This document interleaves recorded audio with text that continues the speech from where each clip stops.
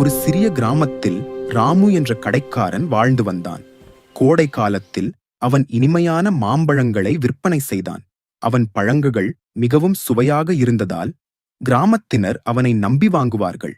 ஒரு நாள் ராமு நினைத்தான், சில கெட்டுப்போன மாம்பழங்களை கூளையின் அடியில் வைத்துவிட்டால் யாருக்கும் தெரியாது, நான் அதிக லாபம் சம்பாதிக்கலாம். அப்படி செய்து நல்ல பழங்களுடன் சில கெட்டுப்போன பழங்களையும் சேர்த்து விற்றான். மக்கள் மகிழ்ச்சியாக வாங்கிச் சென்றார்கள். ஆனால் வீட்டிற்கு சென்று பார்த்தபோது கீழே கெட்டுப்போன மாம்பழங்கள் இருப்பதைக் கண்டார்கள்.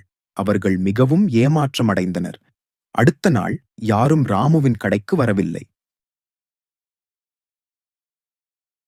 எல்லோரும் நேர்மையான மற்றொரு கடைக்காரரிடம் சென்று வாங்கினர். ராமுவின் மாம்பழங்கள் விற்காமல் கெட்டுப்போனது. தன் பேராசை காரணமாக தான் இழந்ததை ராமு உணர்ந்தான்.